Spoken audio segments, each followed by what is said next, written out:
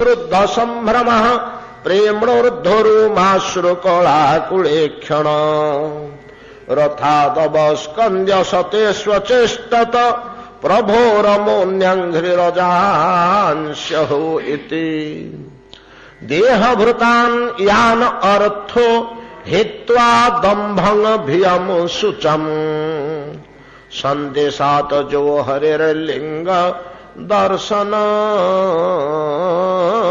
श्रवणादिभि संदेशात जो हरिर्लिंग दर्शन श्रवणादिभि। श्रील सुखदेव गोस्वामी पाद अक्रूरंकर महनीय हरि उपासनात्मक हरिस्मरण प्रक्रिया को विपुल भाव वर्णना करी बड़ संतोष चित्तरे परिशेष अक्रूरंकर कार्यकलाप संबंधी गोटे सुंदर मंतव्य प्रदान करते। सुखदेव गोस्वामी मत यहाँ मनर कथा जहाँ आमको दीर्घ दिन बीतीगला ताकू आमे शेष कर पारुने। सुखदेव गोस्वामी अंतरर जे संतोषमय बाणी या जिते विपुल भाव में आलोचना कले जमती यार अंत नहीं। अवश्य अक्रूरंकर कार्य तद्रूप परम महनीय बहु भाव में आम आलोचना कर आसिले भगवान स्मरण सकल प्रकार उपासना भितर कर्म हो ज्ञान हो योग हो कि भक्ति हो प्रत्येक पथ ब्रह्मतुल्य विपुल विस्तार कर्म संभार ज्ञान संभार योग संभार भक्ति संभार ये कम कम जिनिस नुहे। ये समस्त गुड़िकर प्रकृत प्राण स्वरूप चैतन्य स्वरूप आत्मा स्वरूप होउछे हरिस्मरण भगवान को स्मरण करवा भगवान को चिंता करवा चिंतन विहीन कर्म हरिश्रुति विहीन ज्ञान हरिस्मरण विहीन योग और श्रीहरि को भूली जाई भक्ति तार किसी मूल्य नहीं कहले चले। आउ ना ज्ञान अच्छी ना कर्म करुची ना योग साधुची ना भक्ति संबंध में किसी सामान्यतम धारणा अच्छी किसी नहीं किंतु निरंतर बसी भगवान को ध्यान करुची स्मरण करुची तांकरी कथा चिंता करुची से रूपरेख चिंता करुची यथेष्ट। बहुत बहुत प्रमाण केवल किछि न करी केवल भगवान को जे झुरुची भगवान को जे स्मरुची भगवान को जे चिंतुची मनुटी भगवान को पाद तले लगे भगवान को कथा छड़ा मन आउ किछि ग्रहण करू नाही। एभलिया अनेक दृष्टांत में पाइबा कर्म ज्ञान योग भक्ति प्रवृत्ति विहीन हरिस्मरण द्वारा सर्वोच्च स्तर को से व्यक्ति गति कर केवल स्मरण द्वारा स्मरण प्रक्रिया को कालीर अंतिम आलोचना रे आमे जहा विचार कले टीकाकार कहते दंभ भय सुख कौन अक्रूरंगर अच्छी से कौन तुम मान भाया जीव से परा भगवान लीला पार्षद सह आसुच्च कहीं दंभ भय सुख आसब जे तुम लगे अर्थ करुच ए अर्थ ठीक नुहे ए श्लोकर तात्पर्य या नुहे। सुखदेव गोस्वामी या कहूना आते कौन कहते ना तुम मानकर दंभ भय सुख परित्याग करी अक्रूरंग भाया कर। आज्ञा कौन अक्रूरंग भाया करू नारदादी ऋषि मान अक्रूर भगवान लीला कथा श्रवण करी साधारण स्तर ए स्तर को जाइए भगवान पार्षद स्तर को पलि कौन से समय नारद अक्रूर भगवान कथार श्रवण करी मन एपरी लुब्ध हो गला जे से धीरे धीरे धीरे धीरे हरिस्मरण द्वारा ऊर्ध्वକୁ ଚାଲିଗଲେ, ବହୁ ଊର୍ଦ୍ଧ୍ୱକୁ। ବର୍ତ୍ତମାନ ଭଗବାନଙ୍କର ସଙ୍ଗୀ ହିସାବରେ କାଳଯାପନ କରୁଛନ୍ତି। ତୁମେମାନେ ମଧ୍ୟ ଅକ୍ରୂରଙ୍କ କଥା ଶୁଣି ସେହି ସ୍ତରକୁ ଯାଇପାରିବ। ତୁମେମାନେ ମଧ୍ୟ ଅକ୍ରୂରଙ୍କ କଥା ଶୁଣି ସେହି ସ୍ତରକୁ ଯାଇପାରିବ। ଅକ୍ରୂରଙ୍କର କୁ କଥା ନା ସନ୍ଦେଶାତ୍ ହରିର୍ଲିଙ୍ଗ ଦର୍ଶନ ପର୍ଯ୍ୟନ୍ତମ୍, ନାଇଁ କି? କଂସ ପଠେଇବାଠୁ ଆରମ୍ଭ କରି, ଆଦେଶ ଦେବାଠୁ ଆରମ୍ଭ କରି ସେ ଯାହା ଯାହା ଚିନ୍ତି ହେଲେ, ଭାବି ହେଲେ, ସେଗୁଡ଼ିକ କେବଳ ବାରମ୍ବାର ଶ୍ରବଣ କର।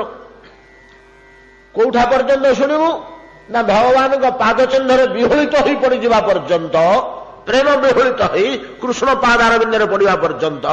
କଂସ ଆଦେଶ ଦେଲାଠୁ ସେ ଯାହା ରାତିଆକ ଚିନ୍ତା କରୁଛନ୍ତି, ବାଟରେ ଗଲାବେଳେ ଯାହା ଚିନ୍ତା କରୁଛନ୍ତି, ଯେ ପ୍ରକାର ପ୍ରଫୁଲ୍ଲିତ ଆନନ୍ଦିତ ହେଉଛନ୍ତି, ପରିଶେଷରେ କୃଷ୍ଣ ପାଦଚିହ୍ନରେ ନିପତିତ ହୋଇ ଗୋକୁଳ ନିକଟରେ ଯେତେବେଳେ କୃଷ୍ଣଙ୍କ ପାଦଚିହ୍ନ ଦେଖି ପକେଇଲେ, ଓହୋ ରମୁନ୍ୟଂଘ୍ରି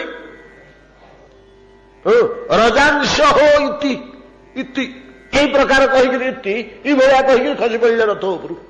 ଓହୋ ପ୍ରଭୁଙ୍କ ପାଦଚିହ୍ନ ଧୂଳି ବୋଲି ତଳେ ପଡ଼ିଗଲେ ମୂର୍ଚ୍ଛିତ ହୋଇ, ପାଦଚିହ୍ନ ଉପରେ ନିପତିତ ହେଲେ। এই ପର୍ଯ୍ୟନ୍ତ ଶ୍ରବଣ କର, ତୁମେମାନେ ମଧ୍ୟ ଅକ୍ରୂରଙ୍କ ସ୍ତରକୁ ଚାଲିଯିବ। এইটা হচ্ছে ମଣିଷର ପରମ ଶ୍ରେୟ। ଦେହ ଭୃତାନ୍ ୟାନ ଅର୍ଥ, এইটা হচ্ছে ଦେହଧାରୀ ମନୁଷ୍ୟମାନଙ୍କ ପାଇଁ ପରମ ପୁରୁଷାର୍ଥ। ଅକ୍ରୂରଙ୍କର এই ଅବସ୍ଥାଟାକୁ ଶୁଣ ବାରମ୍ବାର। ଶୁଣି ଶୁଣି ଶୁଣି ଶୁଣି ତମର ମଧ୍ୟ ପ୍ରେରଣାସ ହେଇଯିବ। ତୁମେ ମଧ୍ୟ ଲୋଭଜାତ ହବ ଅନ୍ତଃକରଣରେ। ଯେମିତି ଗୋଟେ ବସ୍ତୁର ପ୍ରଶଂସା ବାରମ୍ବାର ଶୁଣିଲେ, ଓ ଅମୁକ ପଦାର୍ଥଟା ବଡ଼ ସ୍ୱାଦ, ସେ କହିଲା ବଡ଼ ସୁସ୍ୱାଦୁ, ସେ କହିଲା ମୁଁ ଏମିତି ଜିନିଷ କେବେ ଖାଇନଥିଲି। 10-25 ଜଣଙ୍କଠୁ ଶୁଣିଲା ପରେ ଆମେ ତ ଲୋଭ ହଉଛି, ମୁଁ ଟିକେ ଖାଆନ୍ତି କି, ଲୋଭଜାତ ହଉଛି। ଏପରି ବାରମ୍ବାର ଭଗବାନଙ୍କର ଏ କଥା ଶ୍ରବଣ କଲେ ମୋର ଟିକେ ହଅନ୍ତା କି ବୋଲି ମଧ୍ୟ ଅନ୍ତଃକରଣରେ ଲୋଭଜାତ ହେଇଯିବ। ଲୋଭଜାତ ହେଇଗଲେ କାମ ଦୁଡ଼ିଲା। ହରିକଥା ପ୍ରତି, ହରିରସ ପ୍ରତି, ହରିରୂପ ପ୍ରତି ଯଦି ଅନ୍ତଃକରଣରେ ଲୋଭଜାତ ହେଇଗଲା, ତାହେଲେ କାମ ତୁଲା। ଆଉ କିଛି ଆପଣଙ୍କର ଅସୁବିଧା ନାହିଁ। ତେଣିକି ଧୀରେ ଧୀରେ ଧୀରେ ଧୀରେ ଧୀରେ ଆପଣ ଆଗେଇ ଚାଲିବେ। ସାଧୁକୃପା ଗୁରୁକୃପା ଯଦି ପଛରେ ଅଛି, ତୀବ୍ର ବେଗରେ ଆଗେଇବେ। ଯଦି ଗୁରୁକୃପା ସାଧୁକୃପା ଏତେଟା ନାହିଁ, ତାହେଲେ ଧୀର ମନ୍ଥରରେ ଆଗେଇବେ। କିନ୍ତୁ ଅଗ୍ରଗତିଟା ନିଶ୍ଚିତ ଭାବରେ ସୁନିଶ୍ଚିତ ହବ। କାହିଁକି? ଭକ୍ତିର ବିଭିନ୍ନ ଲକ୍ଷଣ ଭକ୍ତିର ତା ଅମୃତ ସିନ୍ଧୁରେ ଯେତେବେଳେ ବର୍ଣ୍ଣନା କରାଯାଇଛି, ସେଠି ଗୋଟିଏ ପଦ କହିଛନ୍ତି, ସା ଭକ୍ତି ଅପ୍ରତିହତା ଗତି। ସା ଭକ୍ତି ଅପ୍ରତିହତା ଗତି। ସେଇ ଭକ୍ତି ଅପ୍ରତିହତା ଗତି, ତାର ଗତିଟା ମଝିରେ ପ୍ରତିହତ ହୁଏ ନା, ବନ୍ଦ ହୁଏ ନା। ଯେମିତି ଜ୍ଞାନ ପଥରୁ ଲୋକ ଖସି ପଡ଼େ, ତାକୁ ଜ୍ଞାନଭ୍ରଷ୍ଟ କହନ୍ତି। ଯଦି ଯୋଗ ପଥରୁ ମନୁଷ୍ୟ ଖସି ପଡ଼େ, ତାକୁ ଯୋଗଭ୍ରଷ୍ଟ କହନ୍ତି। ଗୀତାରେ ବର୍ଣ୍ଣନା ହେଇଛି ଜ୍ଞାନଭ୍ରଷ୍ଟ ଯୋଗଭ୍ରଷ୍ଟ ପ୍ରଭୃତି କଥା। ସୂଚନାଙ୍ଗ ଶ୍ରୀମତାମ ଗେହେ ଯୋଗଭ୍ରଷ୍ଟ ଭିଜାୟତେ। ଯୋଗଭ୍ରଷ୍ଟ, ଜ୍ଞାନଭ୍ରଷ୍ଟ, କର୍ମଭ୍ରଷ୍ଟ। କର୍ମଭ୍ରଷ୍ଟ କୁହାଯାଏ ନା, କର୍ମର ଅସଫଳତା। କର୍ମପଥରୁ ଖସି ପଡ଼ିଲେ କର୍ମରେ ଅସଫଳତା ବୋଲି କୁହାଯାଏ, କର୍ମରେ ବିଘ୍ନ ବୋଲି କୁହାଯାଏ, କର୍ମରେ ଛିଦ୍ର ବୋଲି କୁହାଯାଏ, ଭ୍ରଷ୍ଟ କୁହାଯାଏ ନା। ତ ବିଘ୍ନ ଛିଦ୍ର ଯେମିତି କର୍ମରେ ଅଛି, ଜୀବ ଖସି ପଡ଼େ ତଳକୁ, ଊର୍ଦ୍ଧ୍ୱ ସୋପାନକୁ ଯାଇଥାଏ, ଖସି ପଡ଼େ। ଜ୍ଞାନ ପଥରେ ଯେମିତି ଭ୍ରଷ୍ଟ ହେଇଯାଏ, ଯୋଗ ଭ୍ରଷ୍ଟରୁ ଯେପରି ଭ୍ରଷ୍ଟ ହେଇଯାଏ, ଭକ୍ତି ପଥରେ ଭ୍ରଷ୍ଟ ହେବାର ସମ୍ଭାବନା ନାହିଁ। କେତେବେଳେ କ୍ଷିପ୍ର ଗତିରେ ଯିବ ତ, କେତେବେଳେ ଧୀର ମନ୍ଥର ଗତିରେ ଯିବ। ଯଦି ବିଭୁକୃପା ପଛରେ ଅଛି, ଅନୁକୂଳ ପବନ କ୍ଷିପ୍ର ଗତିରେ ଚାଲିଲା। ଯଦି ବିଭୁକୃପା, ସାଧୁକୃପା, ଗୁରୁକୃପା କମ ଅଛି, ତାହେଲେ ଧୀରେ ସୁସ୍ଥେ ଆସ୍ତେ ଆସ୍ତେ ଗଲା। କିନ୍ତୁ ଗତିଟା ପ୍ରତିହତ ହବନି। ସା ଭକ୍ତି ଅପ୍ରତିହତା ଗତି। ଗତିଟା ପ୍ରତିହତ ହୁଏ ନା। ଏଇଥିପାଇଁ ଅର୍ଜୁନଙ୍କୁ ଗୋଟେ ପରା ଶପଥ କରାଇଦେଲେ, ଅର୍ଜୁନ ତମେ ଗୋଟେ ଶପଥ କରିବଟିଏ। ଆଜ୍ଞା କଣ ବୋଲି ଶପଥ କରିବି ନା, ମୁଁ ଭକ୍ତର କେବେ ହେଲେ ବିନାଶ ହବନି ବୋଲି ଶପଥ କର। ନାଇଁ ଆପଣଙ୍କ ଭକ୍ତର ଆପଣ କରନ୍ତୁ, ନା ନାଇଁ ତମେ କର। ଆମେ ସେ ଭିତରକୁ ପଶିବାନି। କାହିଁକି ଅର୍ଜୁନକୁ କରାଇଲେ? କୌନ୍ତେୟ ପ୍ରତିଜାନେହି, ପ୍ରତିଜାନେହି, ପ୍ରତିଜ୍ଞା କର, ନ ମେ ଭକ୍ତ ବିନଶ୍ୟତି। ମୋ ଭକ୍ତର ପଥରୋଧ ହବନି, ସେ ଖସି ପଡିବନି, ସେ ବିନଷ୍ଟ ହବନି। ୟା ପାଇଁ ତମେ ଗୋଟେ ଶପଥ କର। ପ୍ରତିଜାନେହି, ତୁମେ ଶପଥ କର, ପ୍ରତିଜ୍ଞା କର। ଗୀତାରେ ଆଉ ଦୁଇଟା ପ୍ରତିଜ୍ଞା ଅଛି, ସେଟା ଭଗବାନଙ୍କର ନିଜର ପ୍ରତିଜ୍ଞା, ନିଜେ ପ୍ରତିଜ୍ଞା କରିଛନ୍ତି। କିନ୍ତୁ ଏଇଠି ଅର୍ଜୁନକୁ କହୁଛନ୍ତି ତୁମେ ପ୍ରତିଜ୍ଞା କର। କାହିଁକି ନା ମୋ ପ୍ରତିଜ୍ଞାଟା ଦୃଢ ନୁହଁ, କେତେବେଳେ ଛାଡି ଯାଇପାରେ, କିନ୍ତୁ ତୁମ ପ୍ରତିଜ୍ଞା ଦୃଢ। ଆଜ୍ଞା ଆପଣ ଭଗବାନ, ଆପଣଙ୍କ ପ୍ରତିଜ୍ଞାଟା ଦୃଢ ନୁହଁ, ମୁଁ ସାଧାରଣ ଜୀବୁଟେ, ମୋ ପ୍ରତିଜ୍ଞା ଦୃଢ ନା? ହଁ, ମୋ ପ୍ରତିଜ୍ଞାଟା ମୁଁ କେତେବେଳେ ଖସେଇଦେବି, କିନ୍ତୁ ତୁମ ପ୍ରତିଜ୍ଞାକୁ ମୁଁ ନିଶ୍ଚିତ ଭାବରେ ରକ୍ଷା କରିବି। ମୋ ଭକ୍ତର ପ୍ରତିଜ୍ଞା ଯାହା ପରୀକ୍ଷିତ ହୋଇଛି ଭୀଷ୍ମ ପ୍ରତିଜ୍ଞାରୁ। ଏଭଳିଆ ଯୋଉ ଗତି, ଭକ୍ତିର ଗତି, ସେଇ ଗତି ପଥରେ ଯିବାକୁ ହେଲେ ବାରମ୍ବାର ଯଦି ଏଇ କଥା ତୁମେ ଶ୍ରବଣ କର, ତାହେଲେ ତୁମର ସେଇ ଲୋଭ ଜାତ ହୋଇଯିବ ଅନ୍ତଃକରଣରେ, ଗତି ଆରମ୍ଭ ହୋଇଯିବ ଭକ୍ତି ପଥରେ। ଏବଂ ଏଇଟା ହିଁ ମନୁଷ୍ୟ ଜୀବନର ଚରମ ସାର୍ଥକତା। ଏଇ ଢଙ୍ଗରେ ଅନେକ ଶାସ୍ତ୍ରରେ ଅନେକ କଥା ଅଛି। ଏଇଭଳିଆ ଗଭୀର ଭାବରେ ଚିନ୍ତା କରି କରି ଭଗବାନଙ୍କର ଚିହ୍ନ ଲାଭ କରି, ଭଗବାନଙ୍କର ଦୂତଙ୍କୁ ଲାଭ କରି ଇନ୍ଦ୍ରଦୁମ୍ନ ମହାରାଜା ଶ୍ରୀ ଜଗନ୍ନାଥଙ୍କୁ ପାଇଗଲେ। ଇନ୍ଦ୍ରଦୁମ୍ନଙ୍କର କାଳ କେବେ, ସେ କେବେ ଜନ୍ମ ହୋଇଥିଲେ? ହୋ, ଏଟା ସତ୍ୟ ଯୁଗର କଥା, ଏଟା ସତ୍ୟ ଯୁଗର କଥା। ସତ୍ୟ ତ ଗୋଟିଏ ନୁହଁ, ଗୋଟେ କଳ୍ପରେ ତ ହଜାରେ ସତ୍ୟ, ଗୋଟିଏ କଳ୍ପରେ ତ ହଜାରେ ସତ୍ୟ। ବର୍ତ୍ତମାନ କେତୋଟି ସତ୍ୟ ଯୁଗ ପଳେଇଲାଣି ଦେଖନ୍ତୁ, ଅଧୁଟେ ଗଲାଣି ମାନେ 500 ଗଲାଣି। ହିସାବ କଲେ ସପ୍ତମ ମନ୍ୱନ୍ତର ଯାଇକରି ଅଷ୍ଟମ ମନ୍ୱନ୍ତର ଚାଲିଛି, ନାଇଁ କି? ସପ୍ତମ ମନ୍ୱନ୍ତର ଚାଲିଛି, 14ରୁ ସପ୍ତମ ମନ୍ୱନ୍ତର ଯାଇଛି। 71 ଗୁଣନ 7 କେତେ ହେଲା? 447 ବୋଧେ, 97, 497 ହେଇଗଲା। 497 ପ୍ଲସ୍ 27 ହିସାବ କଲେ ନାଇଁ 524, 524ଟି ସତ୍ୟ ଯୁଗ ଏଇ କଳ୍ପର ଗଲାଣି। ଏଇ କଳ୍ପର, କଳ୍ପ ତ ଅନନ୍ତ, ଏଇ କଳ୍ପର 1000 ସତ୍ୟ ଯୁଗ, 1000 ଚତୁର୍ଯୁଗ ତ, ପ୍ରତି ଚତୁର୍ଯୁଗରେ ଗୋଟେ ସତ୍ୟ ଯୁଗ, ନାଇଁ କି? ତ ସ୍କନ୍ଦ ପୁରାଣ କହିଲେ ଇନ୍ଦ୍ରଦୁମ୍ନ ମହାରାଜା ସତ୍ୟ ଯୁଗର ଲୋକ ହେଇଥିବ। ଆମର ଅଜାମିଳ ପ୍ରସଙ୍ଗଟା କଣ ସତ୍ୟ ଯୁଗର ନାଇଁ କି? ଅଜାମିଳ ପ୍ରସଙ୍ଗଟା ସତ୍ୟ ଯୁଗର ନା? ସେ ସତ୍ୟ ଯୁଗରେ ସେ ଥିଲା ନା? ଏମିତି ଅନେକ ସତ୍ୟ ଯୁଗର କଥା ଆମେ ପାଇବା, କିଛି ବଡ କଥା ନୁହଁ। ପୃଷ୍ଣିଙ୍କର ଭବତାର ସତ୍ୟ ଯୁଗର ନା? ସତ୍ୟ ଯୁଗର କଥା ଅନେକ ପାଇବା ପୁରାଣରେ, କିଛି ବଡ ଜିନିଷ ନୁହଁ ସେଟା। ହଉ ସତ୍ୟ ଯୁଗର, ସତ୍ୟ ଯୁଗଟା କୋଉ ସତ୍ୟ ଯୁଗ? କେତେ ହେଲାଟି ସବୁ? 524ଟା ସତ୍ୟ ଯୁଗ ଗଲାଣି। ଆଗାମୀ ଏଇ ଯୋଉ କଳି ଚାଲିଛି, ୟା କଳି ପରେ ଯୋଉ ସତ୍ୟ ଯୁଗଟି ଆସିବ, ଏଟା ହବ 525 ନମ୍ବର। ଆଉ କେତେଟା ସତ୍ୟ ଯୁଗ ବାକି ଅଛି କଳ୍ପ ପୂର୍ତ୍ତି ହେବାକୁ? ଆଉ 476ଟି ବାକି ଅଛି। ଏଟା କୋଉ ସତ୍ୟ ଯୁଗରେ ଇନ୍ଦ୍ରଦୁମ୍ନ ହେଇଥିଲେ ଜନ୍ମ? ଏଟା ଯଦି ଆମେ ପୁଙ୍ଖାନୁପୁଙ୍ଖ ଭାବେ ବିଚାର କରିବା, ସ୍କନ୍ଦ ପୁରାଣର ଏଟା ସ୍ପଷ୍ଟ ଭାବରେ କୋଉଠି ପାଇବେନି ଆପଣ ଏମିତି ବୋଲି। ସବୁ ପ୍ରମାଣ ବାକ୍ୟକୁ ଧରିକିରି ଗବେଷଣାତ୍ମକ ଢଙ୍ଗରେ ବାହାର କରିବାକୁ ହୁଏ। ପ୍ରଥମ ସତ୍ୟ ଯୁଗ 1 ନମ୍ବରଟା, ସେଟାକୁ ଶ୍ଵେତବରାହ କଳ୍ପର ଯୋଉ 524ଟା ସତ୍ୟ ଯୁଗ ଗଲାଣି, ଏଟା ପ୍ରଥମ ସତ୍ୟ ଯୁଗ। ଆପଣ କହିବେ ବାବାଜୀ ସବୁ ଜାଣିଛି, କହିଦଉଛି ପ୍ରଥମ ସତ୍ୟ ଯୁଗ।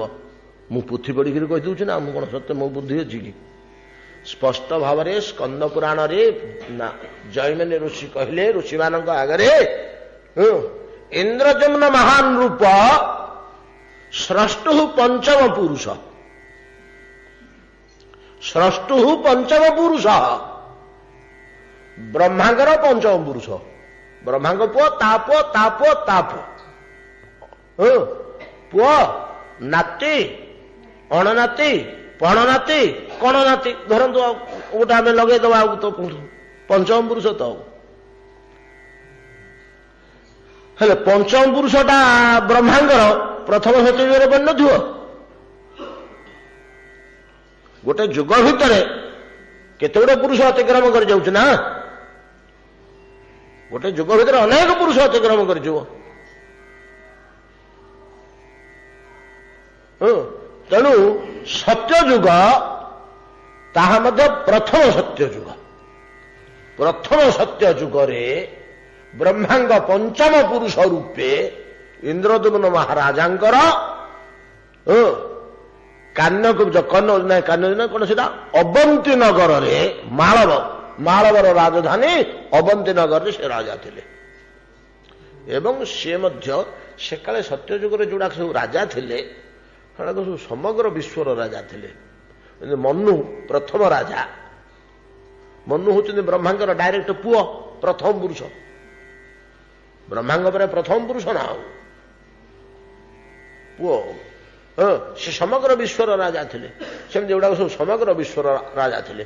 ଅନ୍ୟ ରାଜାମାନେ ସବୁ ତାଙ୍କର କରଦ ରାଜା ଥିଲେ। ଆମକୁ ପ୍ରମାଣ ମିଳୁଛି ଯେତେବେଳେ ଇନ୍ଦ୍ରଦ୍ୟୁମ୍ନ ଆସିକରି ପହଞ୍ଚିଲେ ମହାନଦୀ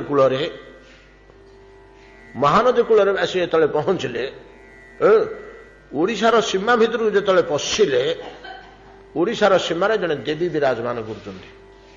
ଓଡ଼ିଶାଟା ଦେବୀ ପୀଠ ନେଇକି ଏଠି ଶାକ୍ତ ପୀଠ ଥିଲା ଯେ ଏଇଟା। ୟା ନା ଉଡ୍ର ଦେଶ କାହିଁକି ହେଇଛି? ଓଡ଼ିଶା ଦେଶ। ଓଡ଼ିଶା ଦେଶ ତ ଉଡ୍ର ଦେଶ। ଉଡ୍ର ଦେଶ ମାନେ ଓଡ଼ିଆନ ତନ୍ତ୍ରର ଏଠି ବହୁଳ ପ୍ରସାର ପ୍ରଚାର ଥିଲା। ତେଣୁ ୟା ନା ଉଡ୍ର ଦେଶ ବୋଲି ନାଁ ଦିଆହେଇଥିଲା, ଅନ୍ୟ କିଛି କାରଣ ନାହିଁ। ଉଡ୍ଡୀୟାନ ତନ୍ତ୍ରରେ ଏ ଭୂମିଟା ଥିଲା ଧୁରନ୍ଧର। ଏଟା ତନ୍ତ୍ର କ୍ଷେତ୍ରଟା ଯେ ଆପଣ ଭାରତର ଅନ୍ୟାନ୍ୟ ସ୍ଥାନରେ ତନ୍ତ୍ରର ଏତେ ଗଭୀରାତ୍ମକ, ଘରେ ଘରେ ଠାକୁରାଣୀ, ଘରେ ଘରେ ତ ବାସନ୍ତିକ ଦୁର୍ଗୋତ୍ସବ, ଶାରଦୀୟ ଦୁର୍ଗୋତ୍ସବ ଏଟା ପାଇବେନି। ଘରେ ଘରେ ଶକ୍ତି ପ୍ରତିଷ୍ଠା ଓ ଶକ୍ତିର ଉପାସନା ବଙ୍ଗଳାରେ ପାଇବେ। କିନ୍ତୁ ବଙ୍ଗଳାର ଶକ୍ତି ପୂଜା ଢଙ୍ଗ ଅଲଗା, ଓଡ଼ିଶାର ଶକ୍ତି ପୂଜା ଢଙ୍ଗ ଅଲଗା। ବଙ୍ଗଳାର ଶକ୍ତି ପୂଜା ଢଙ୍ଗ ହଉଛି ଯେ ପ୍ରାକୃତ ପଦାର୍ଥ ଲାଭ ନିମନ୍ତେ, ଧନ ସମ୍ପଦ, ପୁତ୍ର ଯଶ ବୀରତ୍ୱ ଇତ୍ୟାଦି ପାଇଁ। ଓଡ଼ିଶାର ଶକ୍ତି ଉପାସନାଟା ହଉଛି ଈଶ୍ୱର ଲାଭ ପାଇଁ। ଏଇ ହଉଛି ବୈଶିଷ୍ଟ୍ୟ। ଏମାନେ ଶକ୍ତିକୁ ଉପାସନା କରି ସିଧାସଳଖ ଭଗବାନଙ୍କୁ ପାଇବା ପାଇଁ ଚେଷ୍ଟା କରନ୍ତି। ଜାଗତିକ ସମ୍ପଦ ପାଇବା ପାଇଁ ଶକ୍ତି ଉପାସନା ଏମାନେ କରନ୍ତିନି। ଘର ମାନଙ୍କରେ ଏମାନଙ୍କର ଲକ୍ଷ୍ୟ ଥାଏ ମୁକ୍ତି। ୟାର ଅନେକ ପ୍ରମାଣ ପାଇବେ ଯେ ଆମେ ସେ ଭିତରେ ପଶିଗଲେ। ସେଗୁଡ଼ା ମଧ୍ୟ ଗୋଟେ ବିସ୍ତାରିତ ଜିନିଷ, ବହୁତ ଜ୍ଞାନର କଥା ସିଏ। ତ ଶକ୍ତି ଉପାସନାରେ ଏଇ ଗୋଟାକ ସୁବିଧା ଅଛି ଯେ ଯଦି ଈଶ୍ୱର ପ୍ରାପ୍ତି ଉଦ୍ଦେଶ୍ୟରେ ଆପଣ ଶକ୍ତି ଉପାସନାଟାକୁ ପ୍ରୟୋଗ କଲେ ତତ୍କ୍ଷଣାତ ମୁକ୍ତି ଲାଭ ହବ। ଜ୍ଞାନ ମାର୍ଗରେ ଗଲେ ଆପଣଙ୍କୁ କେତେ ଜନ୍ମ ଲାଗୁଛି? ବହୁ ନାଂ ଜନ୍ମ ନାଂ ଅନ୍ତେ। ଜ୍ଞାନ ମାର୍ଗ ନାଇଁ କି? ଏଟା ତ 100 ଥର ଆମେ ଆଲୋଚନା କରିଥିବା ଭିତରେ ଏଇ ଶ୍ଲୋକଟାକୁ। ଏଗୁଡ଼ା ମନେ ରଖି ପକାନ୍ତୁ। ଏଗୁଡ଼ା ତ ଗଣ୍ଠି ଗୁଡ଼ାକ। ଏମିତି କେତେଟା ଶ୍ଲୋକ ମନେ ରହିଗଲେ ତ ଆପଣଙ୍କୁ ରାସ୍ତା ଫିଟିଗଲା। ଯୋଗ ପଥରେ ଆମକୁ ଯିବାକୁ ଗଲେ କଣ? ଅନେକ ଜନ୍ମ ସମ୍ପ୍ରାପ୍ତ ପ୍ରଯତ୍ନାତ ଯତମାନସ୍ତୁ ଯୋଗୀ ସଂଶୁଦ୍ଧ କେଳିବି ସହ ଅନେକ ଜନ୍ମ ସମ୍ପ୍ରାପ୍ତ ତତ୍ତ୍ୱ ଜାତି ପରାମ ଗତି। ଅନେକ ଜନ୍ମ। କିନ୍ତୁ ଆପଣ ଶୁଣିକି ବିଶ୍ୱାସ କରିବେ, ଏକ ରାତ୍ରିରେ ମୁକ୍ତିର ବ୍ୟବସ୍ଥା ତନ୍ତ୍ରରେ। ସେଗୁଡ଼ାକ ଏଠି ଆଲୋଚନା ଯୋଗ୍ୟ ନୁହେଁ। ଆପଣମାନେ ଶୁଣିଲେ ବିଗିଡ଼ିବେ, ବୁଝି ମଧ୍ୟ ବୁଝିପାରିବେନି। ସନ୍ଧ୍ୟାରେ ଉପାସନା ଆରମ୍ଭ କରୁଛି। ଶାକ୍ତ ସାଧକ ବିଷ୍ଣୁଙ୍କୁ ପାଇବା ପାଇଁ, ମୁକ୍ତି ଲାଭ କରିବା ପାଇଁ, ବୈକୁଣ୍ଠକୁ ଯିବା ପାଇଁ ସନ୍ଧ୍ୟାରେ ଆରମ୍ଭ କଲା। ପୂଜା ଶେଷରେ ସ୍ତବ କରୁଛି। ରାତି ପ୍ରାୟ ସୂର୍ଯ୍ୟୋଦୟ ପୂର୍ବରୁ ପାଇଗଲାଣି। ରଜବତୀ ରମଣୀ ରାଜୀବ ପଦ ଧରି ରମଣ ରସରେ ରସିଲି, ରସବତୀର ରସ କର ପାତ୍ରରେ ନେଇ ରାଜୀବ ମୁଖୀ ମୁଖେ ଦେଲି ଗୋ ଭଗବତୀ। ରବି କି ଶଶୀରେ ସ୍ଥାପିଲି, ରଜନୀ ରହସ୍ୟ ବଞ୍ଚିଲି, ରଜନୀ ଅନ୍ତ ଅନ୍ତେ ରବି ଉଦେ ହୁଅନ୍ତେ ରିପୁ ପାପ ଅଙ୍ଗୁ ନାସିଲି ଗୋ ଭଗବତୀ। ଏଟା ବୁଝିପାରିବନି ଆପଣ, ଏଗୁଡ଼ା ସବୁ ତ ଭିତର ଅଲଗା ଅର୍ଥ, ବାହାରେ ଗୋଟେ ଆଜେ ବାଜେ ଜିନିଷ ଉଡ଼ି ଦିଆହେଇଛି, ତାର ତାତ୍ପର୍ଯ୍ୟ ଭିତରେ ଅଛି। ଏଇଟା ହଉଛି ତନ୍ତ୍ରଶାସ୍ତ୍ରର ମହତ୍ଵ। ତନ୍ତ୍ରଟା ଗୋପନୀୟ, ବାହାରେ ଜଣେ ତାକୁ କଣ ଏଗୁଡା କେମିତି ବୋଲିକିରି ବୁଝି ପକେଇବ। କାହିଁକିନା ଭିତରଟା ଯଦି ସମସ୍ତେ ଜାଣିଯିବେ ତନ୍ତ୍ରଶାସ୍ତ୍ର ଦୂଷିତ ହେଇଯିବ ବୋଲି ଲୁଚେଇକିରି ରଖିଛନ୍ତି ମୁନି ଋଷିମାନେ। ବହୁତ ରହସ୍ୟ ଅଛି ତା ଭିତରେ। କାହିଁକି ଏମିତି ଲେଖିଛନ୍ତି? ରବି ଉଦୟ ହୁଅନ୍ତେ, ସୂର୍ଯ୍ୟ ଉଦୟ ହେଲା ବେଳକୁ ସେ ମୁକ୍ତି ଲାଭ କରିସାରିଲାଣି।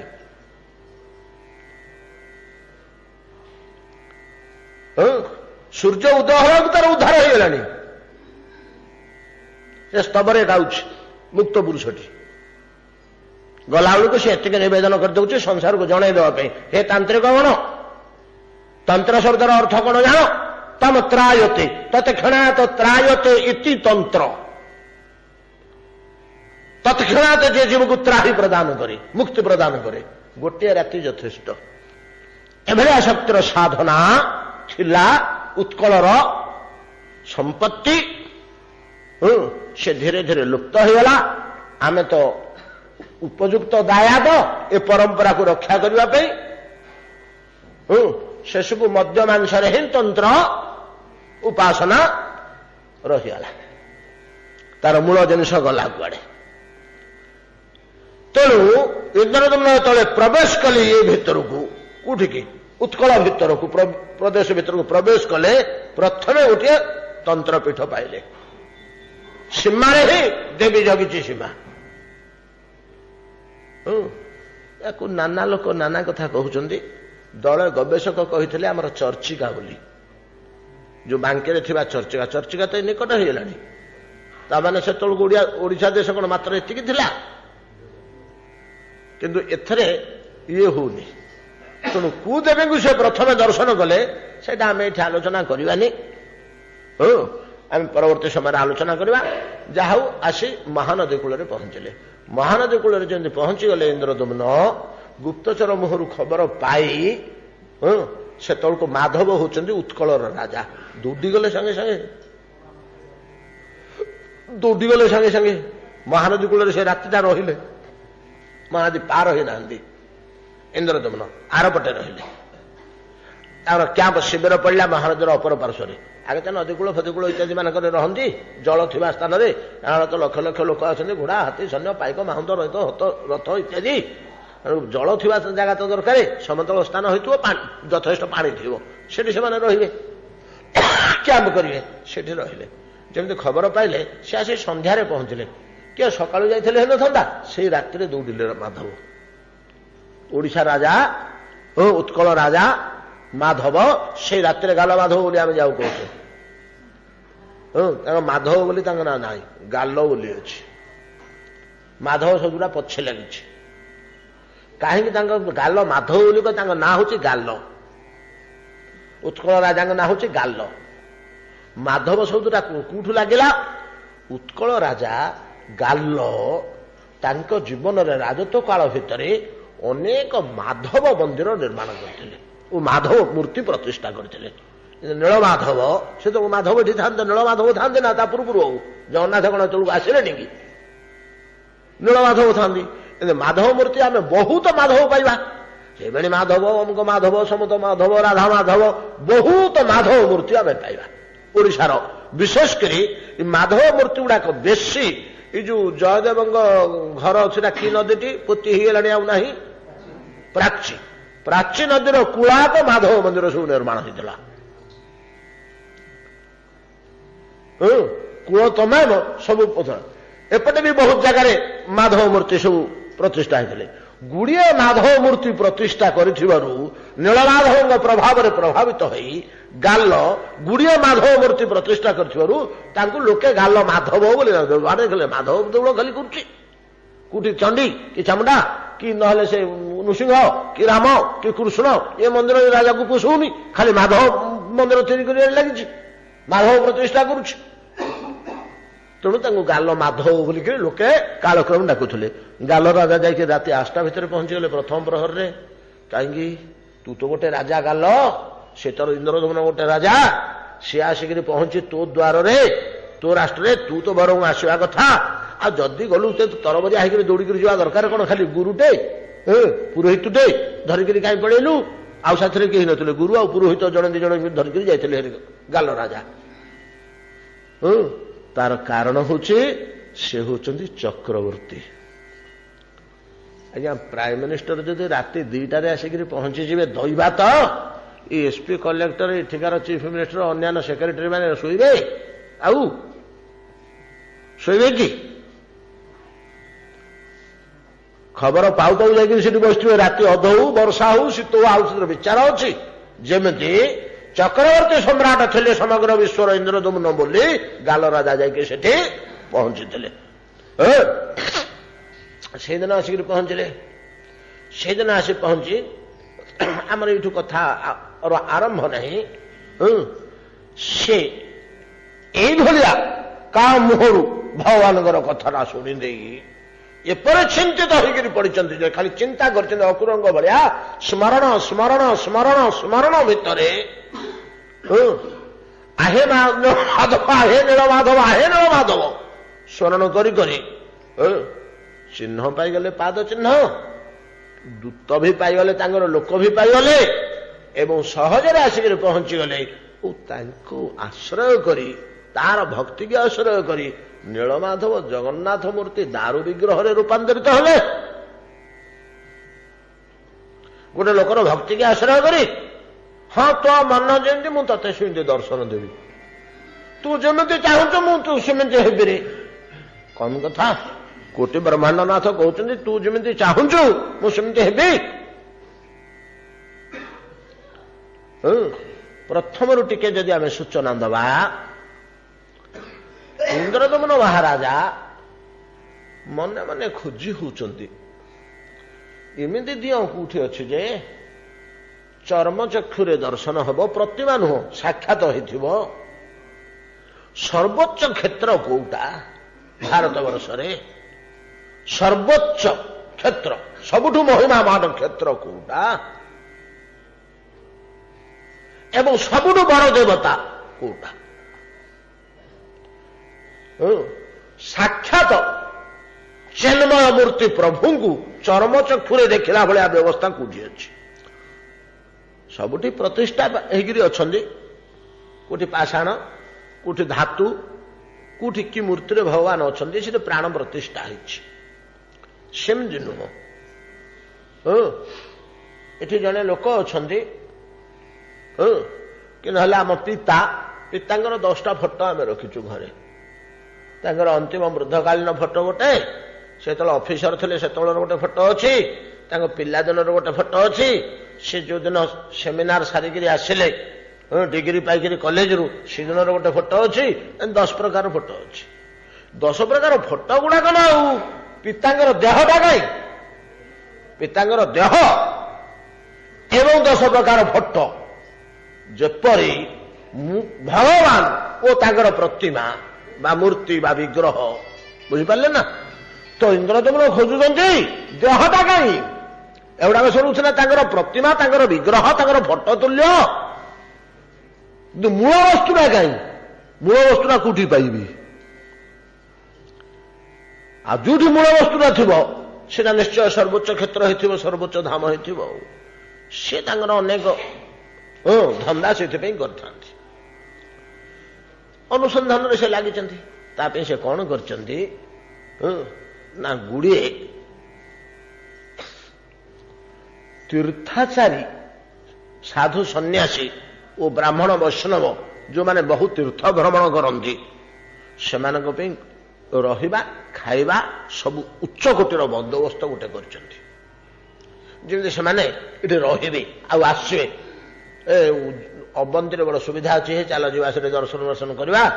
ଆଉ ସେ ନଗରଟି ବୁଲିବା, ସେଠି ମାସେ 15 ଦିନ 2 ମାସ ରହିବା, ସେଠି ସବୁ ବ୍ୟବସ୍ଥା ଅଛି, ବୈଦ୍ୟ ଔଷଧ ପତ୍ର ଭଲ ମନ୍ଦ। ପର୍ଯ୍ୟଟନକାରୀ ଗୁଡ଼ାକ କ୍ଳାନ୍ତ ଶ୍ରାନ୍ତ ହେଇଯାନ୍ତି, ରୋଗ ବେମାରିଆ ହେଇଯାନ୍ତି ନାନା ସ୍ଥାନରେ ପଡ଼ିକିରି, ସେଠି ବିଶ୍ରାମ କରିବା। ସେଠି ରାଜା ସବୁ ବ୍ୟବସ୍ଥା କରିଛନ୍ତି, ଖାଇବା ରହିବା ଭଲ ମନ୍ଦ ଔଷଧ ପତ୍ର ଧନୀ ଲାଭ ଲୁଗାପଟା ସବୁ ମିଳିବ ସେଠି। ଫେର ଯିବା କୁଆଡ଼େ ବୁଲିବା, ଟିକେ ଦେହ ସୁସ୍ଥ ହେଲେ ଟିକେ ବିଶ୍ରାମ କରିକିରି ମାସେ 2 ମାସ ಈ ବ୍ୟବସ୍ଥାଟି କରିଥାନ୍ତି। କାହିଁକି ନା ଯେତକ ତୀର୍ଥଚାରୀ ସମସ୍ତେ ଯେଠିକି ଆସିକରି ରହିଲେ ମତେ ସମ୍ବାଦଟା ମିଳିବ। ସେମାନେ ତ ବୁଲୁଛନ୍ତି ଚାରିଆଡ଼େ ତୀର୍ଥାଟନ କରୁଛନ୍ତି, ମୁଁ ଖୋଜୁଥିବା ଦିଅ କୋଉଠି ଅଛି ତା ସନ୍ଧାନ ମୁଁ ପାଇଯିବି। ଦିନକର ତାଙ୍କ ରାଜସଭା ଭିତରେ ଅନେକ ତୀର୍ଥାଚାରୀ ବସିଛନ୍ତି, ଏ ବିଷୟରେ ଆଲୋଚନା ଚର୍ଚ୍ଚା ପଡ଼ିକି ବ୍ରାହ୍ମଣ ବୈଷ୍ଣବ ବିଦ୍ୱାନ ସମସ୍ତେ ଭର୍ତ୍ତି ହେଇଛନ୍ତି। ଆଜ୍ଞା ଗୋଟିଏ ବୁଢ଼ା ଠିଆ ହେଲା। ମହାରାଜ କିଛି କହିବାକୁ ଆଦେଶ ହଉ। ନା ହଁ କହନ୍ତୁ ମହାତ୍ମା। ନା ଶିଶୁ କାଳରୁ ମୋର ଗୋଟିଏ ନିଷ୍ଠା ହେଉଛି କେବଳ ପରିଭ୍ରମଣ କରିବା, ତୀର୍ଥାଟନ କରିବା। ଆର୍ଯ୍ୟାବର୍ତ ଭାରତ ବର୍ଷର ପ୍ରତ୍ୟେକଟି ତୀର୍ଥ 10, 15, 20, 30 ଥର ଲେଖେ ମୁଁ ସ୍ପର୍ଶ କରିସାରିଲିଣି। ଆପଣ ଯୋଉ କଥା କହୁଛନ୍ତି ଶିଶୁ କାଳରୁ ଆସି ବୁଢା ହେଲେଣି, ତୀର୍ଥ ଭ୍ରମଣ ଦେଖନ୍ତୁ ଆଜ୍ଞା, ମୋ ଜଟା ପାଚିକିରି ପିଙ୍ଗଳ ହେଇଗଲାଣି ବଣ ଜଙ୍ଗଲରେ ବୁଲି ବୁଲି, ମୋ ଦେହ ସାରା ବିଣ୍ଡି ହେଇଗଲାଣି ମଶା ଡାଉଁଶ ଖାଇ ଖାଇ, ତୀର୍ଥ ଭ୍ରମଣରେ ବୁଲି ବୁଲି। ଆପଣ ଖୋଜୁଥିବା ଜିନିଷ ଗୋଟିଏ ଜାଗାରେ ଅଛି। ଆପଣ ଖୋଜୁଥିବା ଜିନିଷ ଗୋଟିଏ ଜାଗାରେ ଅଛି। ଓଡ଼ିଶା ନାମକ କୌଣସି ଦେଶ ରହିଛି, ଉତ୍କଳ ନାମକ ଦେଶ ରହିଛି, ଦକ୍ଷିଣ ସମୁଦ୍ର ତୀରରେ ଗୋଟିଏ ସୁନ୍ଦର ନୀଳ ପର୍ବତ ଅଛି, ତା ଚାରିପଟେ ଘଞ୍ଚ ଅରଣ୍ୟ, ତା ଭିତରକୁ ପ୍ରବେଶ କରିବା ପାଇଁ ପଥ ନାହିଁ। ସେଟା ଦେବଭୋଗ୍ୟ ଜାଗାଟା, ସେଠି ମନୁଷ୍ୟମାନଙ୍କର ଗତାଗତି ନାହିଁ କି ସଞ୍ଚାର ନାହିଁ। ଜଗତରେ କିଏ ଜାଣନ୍ତିନି ଯେ ଏମିତି ଗୋଟିଏ ସ୍ଥାନ ଅଛି ବୋଲି। ଆଜ୍ଞା ସେଠି ଗୋଟିଏ ବରଗଛ ଅଛି ସେ ନୀଳ ପର୍ବତ ଦେହରେ। ସେ ପର୍ବତଟି ହେଉଛି କଳ୍ପବଟ। ତା ଛାଇ ସ୍ପର୍ଶ କଲେ ବ୍ରହ୍ମହତ୍ୟା ପାତକ ତତ୍କ୍ଷଣାତ ଦୂର ହୁଏ। ତାର ପଶ୍ଚିମ ଭାଗରେ ରୋହିଣୀ ନାମକ କୁଣ୍ଡ ଅଛି, ପରମ ପବିତ୍ର ସ୍ଥଳ। ମଣିଷ କଥା କିଏ ପଚାରୁଛି? ଗୋଟେ କାକଟେ ତୃଷାର୍ଥ ହେଇକରି ପଡିଗଲା ଯେ ଚତୁର୍ଭୁଜ ମୂର୍ତ୍ତି ହେଇକରି ସେଠୁ ଗଲା। ଏଭଳିଆ କ୍ଷେତ୍ର ସିଏ, ଆଉ ବଡ ମହିମା କୋଉଠୁ ପାଇବେ? ଗୋଟେ କାକଟେ ଶୋଷ ଲାଗୁଥିଲା, ପାଣି ପିଇବା ପାଇଁ ସେ ଭିତରକୁ ପଶିଗଲା ପ୍ରାଣ ବିକଳରେ। ସମୁଦ୍ରର ଲୁଣ ପାଣି ତ ପିଇ ପାରିବନି, ଏଠି ମିଠା ପାଣି ଅଛି ବୋଲି ପର୍ବତ ଉପରକୁ ଉଡ଼ି ଆସି ଅତି କ୍ଳାନ୍ତ ଶ୍ରାନ୍ତ ଓ ତୃଷାର୍ଥ ହେଇଯାଇଥିଲା। ପାଣି ପିଇବ ବୋଲି ଭିତରେ ପଶୁ ପଶୁ ସେଇଠି ତାର ମୃତ୍ୟୁ ହେଇଗଲା। ସେ ପାଣିରେ ପଡିଗଲା, ବୁଡ଼ିକିରି ତାର ପ୍ରାଣ ବଳେଇଲା। ଏବଂ ସେଇ କାକ ତତ୍କ୍ଷଣା ଚତୁର୍ଭୁଜ ମୂର୍ତ୍ତି ହେଇ ବୈକୁଣ୍ଠକୁ ଗମନ କଲା। କାକ ଯୋଉଠି ଚତୁର୍ଭୁଜ ମୂର୍ତ୍ତି ହଉଛି,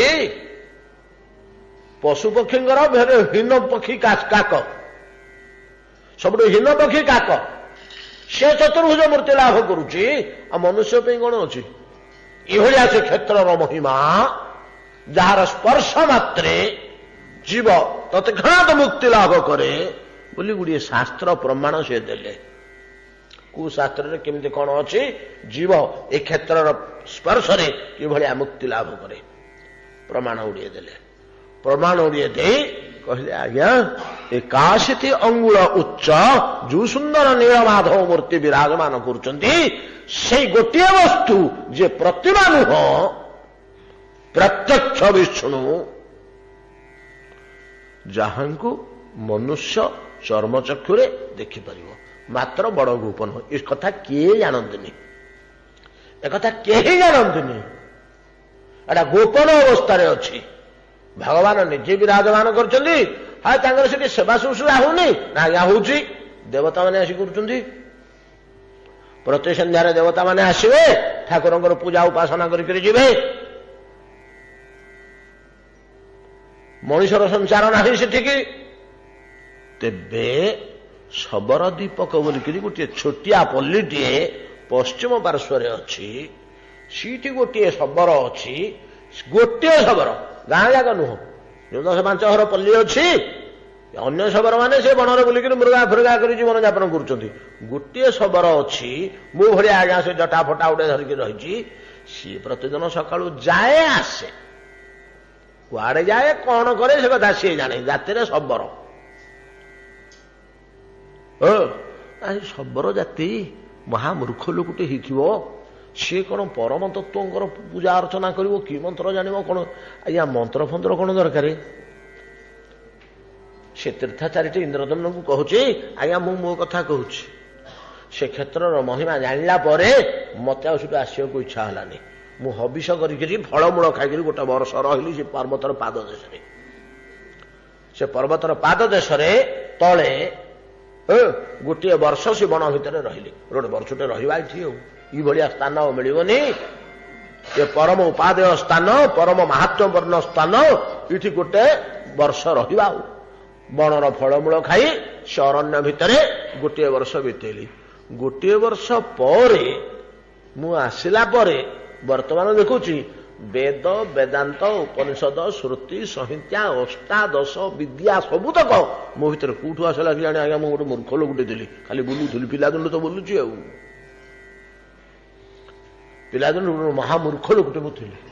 ମୋର କୌଣସି ଜ୍ଞାନ ନଥିଲା, କି ଶାସ୍ତ୍ର ଜ୍ଞାନ କଥା ଦୂରେ ଥାଉ, ସାଧାରଣ ପାଠ ଜ୍ଞାନ ମଧ୍ୟ ମୋର ନଥିଲା, ଅକ୍ଷର ଶିକ୍ଷା ହିଁ ନଥିଲା।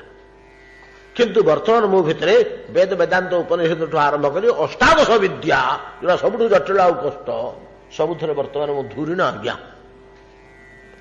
ଆପଣ ଖୋଜୁଥିବା ଠାକୁର ସେ ଗୋଟିଏ ଜାଗା, ଆପଣ ଖୋଜୁଥିବା କ୍ଷେତ୍ର ସେ ଗୋଟିଏ ସ୍ଥାନ, ଆଉ ମୋ ଆଖିରେ ପଡ଼ିନି।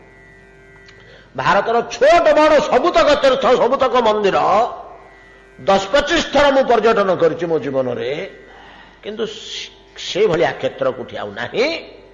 ଏବଂ ଆପଣ ଯୋଉ କ୍ଷେତ୍ର ଖୋଜୁଛନ୍ତି ସେ କ୍ଷେତ୍ର ସେ ଗୋଟିଏ, ଆର୍ଯ୍ୟାବର୍ତ୍ତରେ ଆଉ ଦ୍ୱିତୀୟ ନାହିଁ। ଏତିକି କହି ସେ ରାଜସଭା ଭିତରେ ଆମର ଏଠି ଭାଗବତ ସଭା ଭଳିଆ ସେଠି ଶହ ଶହ ହଜାର ହଜାର ଲୋକ ବିଦ୍ୱାନ ସମସ୍ତେ ବସିଛନ୍ତି, କହିଲା ତ ଅନ୍ତର୍ଧ୍ୟାନ ହେଇଗଲା। ଏଇଟା ହେଇଗଲା ବଡ଼ ଜିନିଷ। ଆରେ ଲୋକଟା କହିଦେଲା, ଅନ୍ତର୍ଧ୍ୟାନ ହେଇଗଲା। ହେଲେ ସେ ସେଭଳିଆ ଗୋଟେ ମହାନ ବ୍ୟକ୍ତି, ନହେଲେ ତ ଭଗବାନ ନିଜେ ଆସିଛନ୍ତି ନାଇଁ କି? ଏକ ଭଗବାନ ନିଜେ ଆସିକରି କହୁଛନ୍ତି, ମୁଁ ତ ଅନେକ କାଳ ହେଲା ଖୋଜୁଛି ବଡ଼ ବ୍ୟାକୁଳ ପ୍ରାଣରେ, କୋଉଠୁ ସନ୍ଧାନ ପାଉନି। ତେଣୁ ନିଜ ସନ୍ଧାନ ନିଜେ ଦେବା ପାଇଁ ସାକ୍ଷାତ ପରମେଶ୍ୱର ଆସିଛନ୍ତି ଏଇଭଳିଆ ମୂର୍ତ୍ତିରେ। ନହେଲେ ତ ସେଭଳିଆ ଗୋଟେ ଲୋକ ସିଏ, ଆରେ ମୁଁ ତ ସବୁ କଥା ଖୋଲିକିରି କହିଦେଲି, ଏଠି ଆଉ କାହିଁକି ରହିବ? ତ 12 ଲୋକ ମତେ 12 କଥା ପଚାରିବେ, ଏଠୁ ପଳେଇ ଯିବା ଦରକାର। ଆଉ ତାର ଅନ୍ତରେ ଧ୍ୟାନ ଶକ୍ତି ଅଛି, ଅନ୍ତର୍ଧ୍ୟାନ ହେଇଗଲା। କିନ୍ତୁ ଯୋଡ଼େ କଥା ଆମେ ଧରିପାରିବା ନାହିଁ ଏଥିରୁ ଆଉ କଣ? ଯଦି ସେ ଅନ୍ତର୍ଧ୍ୟାନ ହେଇଯିବାର ଶକ୍ତି ରଖୁଛି, ତାହେଲେ ଛୋଟିଆ ଲୋକ ସିଏ ନୁହଁ, ମୁନି ଋଷି କ୍ୟାଡାରର ଲୋକଟେ। ନା ଯଦି ଭଗବାନ ନିଜେ ଆସିଛନ୍ତି ବୋଲି ତାର କିଛି କଥା ନାହିଁ। ଇନ୍ଦ୍ରଦମ୍ନଙ୍କର ମନଟା ଚଞ୍ଚଳ ହେଉଥିଲା, ସେଇଠୁ ତ ଖାଲି ଭାବି ହେଲେ, ଆଉ ସେଇଠୁ ଖାଲି ଭାବି ହେଲେ, ଖାଲି ସେଗୁଡାକ ଦୁସିଲା। ସେ ଜଟିଳ, ଜଟିଳ କହିଲେ ଜଟାଯୁକ୍ତ ତୀର୍ଥାଚାରୀ ଯୁଜୁ କଥା ବର୍ଣ୍ଣନା କରି କହିଥିଲେ। ଏମିତି ବୃକ୍ଷ, କଳ୍ପ ବୃକ୍ଷ, ଏମିତି ରୋହିଣୀ କୁଣ୍ଡ, ଏମିତି ନୀଳ ପର୍ବତ, ଏମିତି ଶବର ଦୀପକ, ଏମିତି ସାଗର ତଟ, ଏଇ ପ୍ରକାର ସ୍ୱର୍ଣ୍ଣ ବାଲୁକା, ଏଇ ପ୍ରକାର ଅରଣ୍ୟ ରାଜି, ଏଗୁଡା ସବୁ ଯୋଉ ବର୍ଣ୍ଣନା କରି କହିଥିଲେ, ସେଗୁଡା ଖାଲି ଦୁସିଲା। ଶୟନେ ସ୍ୱପନେ ଜାଗ୍ରତ ଯେମିତି ଅକ୍ରୂର ଚିନ୍ତିତ ହଉଛନ୍ତି, କୃଷ୍ଣଲୀଳା କୃଷ୍ଣମୂର୍ତ୍ତି ଛଡା ତାଙ୍କୁ କିଛି ଦୁଶୁନି। ଇନ୍ଦ୍ରଧମ୍ନ ଠିକ ସେଇ ଅବସ୍ଥାରେ ଖାଉଛନ୍ତି, ପିଉଛନ୍ତି, ଚାଲୁଛନ୍ତି, ବୁଲୁଛନ୍ତି, ବସୁଛନ୍ତି, ଉଠୁଛନ୍ତି, ସବୁ କାର୍ଯ୍ୟ କରୁଛନ୍ତି। କିନ୍ତୁ ଏଇଭଳିଆ ନିରନ୍ତର ଚିନ୍ତାରେ ବିବ୍ରତ ହେଇ ପଡ଼ିଲେ। କିଏ ସେ? ଇନ୍ଦ୍ରଦମ୍ନ ଅତ୍ୟନ୍ତ ବିବ୍ରତ ହେଇ ପରିଶେଷରେ ଆପଣମାନେ ଜାଣିଛନ୍ତି ବିଦ୍ୟାପତିଙ୍କୁ ପଠେଇଲେ। ଯାହା ତ ହେଲା ହେଲା, ବିଦ୍ୟାପତି ଯାହା କଲେ କଲେ। ଏଠି ଆସିଲେ ବହୁତ କଥା ଅଛି, ବହୁତ ରହସ୍ୟ, ଆମର ସେ ଆବଶ୍ୟକ ନାହିଁ। ବିଦ୍ୟାପତି ଯେତେବେଳେ ବିଦା ନେଇକରି ଯିବାକୁ ବାହାରିଲେ, ବିଶ୍ୱାବସୁ ବିଦ୍ୟାପତି କହିଲା, ଆଜ୍ଞା ସେ ସକାଳେ ସକାଳେ ପହଞ୍ଚି ଯାଇଛନ୍ତି ଶବର ଦୀପକରେ। ବିଦ୍ୟାପତି ବାଟରେ କୋଉଠି ରାତିରେ ଶୋଇଥିଲେ ପାହାଡ଼ ତଳେ, ସକାଳୁ ସକାଳୁ ଯାଇ ପହଞ୍ଚିଗଲେ। ଯେମିତି ପହଞ୍ଚିଗଲେ ତ ବିଶ୍ୱାବସୁ ଦେଖିଲା ତେଜିଆନ ବ୍ରାହ୍ମଣଟେ, ହରିଭକ୍ତଟେ ଭଳିଆ ଦୁଶୁଛି ତା ମୁହଁରୁ ଚେହେରା। ମୋହରେ ଆଜି ଅତିଥି ହେଇଛନ୍ତି, ଆସ ଆସ ବସ। ଆଦର ଅଭ୍ୟର୍ଥନା କରି ଆସନରେ ବସେଇଲା, କଥାବାର୍ତ୍ତା ସବୁ ହେଲେ। ହେଲା ପରେ ଆଜ୍ଞା କଣ ଭୋଜନ କରିବେ ବୋଲି ସେ ପଚାରିଛି। ଆପଣ ଫଳାହାରୀ ଶାକାହାରୀ ନା ଅନ୍ନାହାରୀ? ଦିଟା। ଯଦି ଅନ୍ନାହାରୀ ତାହେଲେ ତ ମୋ ଘରେ ଆପଣ ଖାଇବେନି, ମୋ ହାତର ରନ୍ଧା ଆପଣ ଖାଇବେନି। ତାହେଲେ ମୁଁ ତଣ୍ଡୁଳାଦି ଦେବି, ସ୍ୱହସ୍ତରେ ପାକ କରିକିରି ଭୋଜନ କରନ୍ତୁ, ରନ୍ଧନ କରିକିରି ଭୋଜନ କରନ୍ତୁ। ବିଶ୍ୱାବସୁ କହିଲା ନାଇଁ, ଯଦି ଆପଣ ଶାକାହାରୀ ଲୋକ, ଅନ୍ନ ଖାଆନ୍ତିନି, ଫଳମୂଳରେ ଜୀବନ ନିର୍ବାହ କରନ୍ତି, ତାହେଲେ ବଣର ଫଳମୂଳ ଅଛି, ମୁଁ ଆଣିଦେବି, ଧୁଆ ଧୋଇ କରି ଥୋଇଦେବି, ଆପଣ ଧୁଆ ଧୋଇ କରିକି ତାକୁ ବିଷ୍ଣୁ ନୈବେଦ୍ୟ କରି ଭୋଜନ କରନ୍ତୁ। ବିଦ୍ୟାପତି କହିଲେ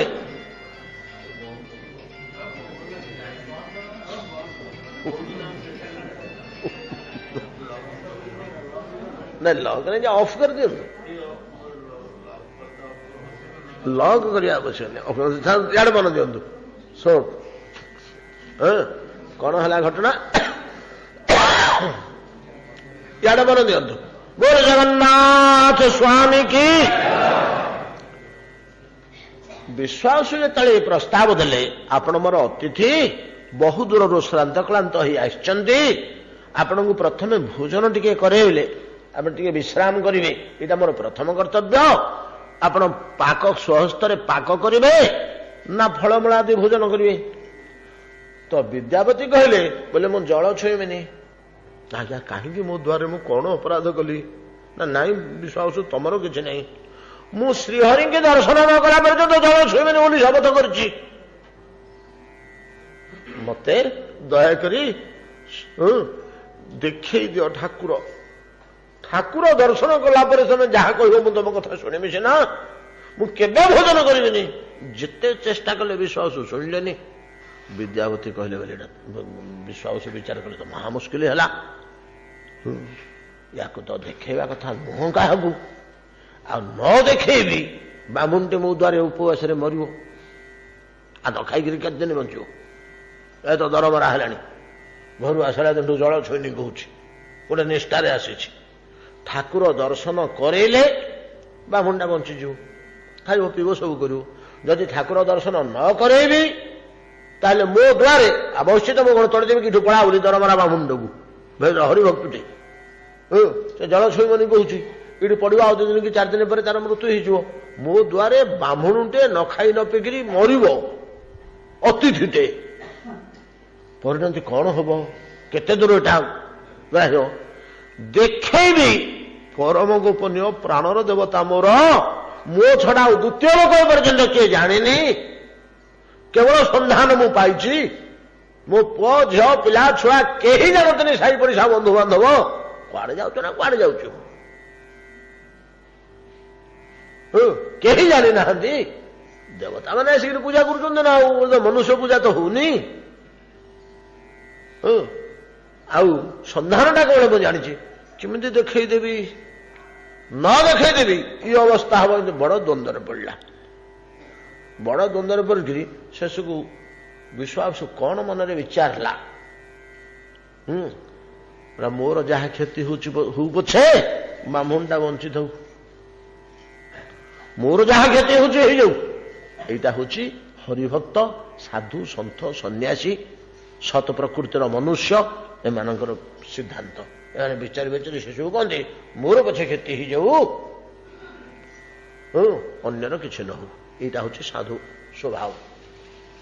ତିତିକ୍ଷଭ କାରୁଣିକା ସୁହୃଦ ସର୍ବଦେହିନାଂ ଅଜାତ ଶତ୍ରଭ ଶାନ୍ତା ସାଧବ ସାଧୁଭୂଷଣ। ସାଧୁ ଜଗତର ଭୂଷଣ ଏମାନେ, ଯୋଉମାନେ ନିଜର କ୍ଷତି କରି ଅନ୍ୟର କାର୍ଯ୍ୟ କରନ୍ତି ବା ଅନ୍ୟର କ୍ଷତି ଭୁଲରେ ଗ୍ରହଣ କରିପାରନ୍ତିନି, ବରଂ ନିଜର କ୍ଷତି ହେଇଯାଉ, ଏମାନଙ୍କୁ ସାଧୁ ଜଗତର ଭୂଷଣ ଏଗୁଡାକ, ଅଳଙ୍କାର ତୁଲ୍ୟ। ସାଧୁ ଜଗତକୁ ଏମାନେ ଉଜ୍ଜଳ କରିଦିଅନ୍ତି। ବିଶ୍ୱାବସୁ ବସିଥିଲା ଘୋଷ ମହାପୁର ଆସ,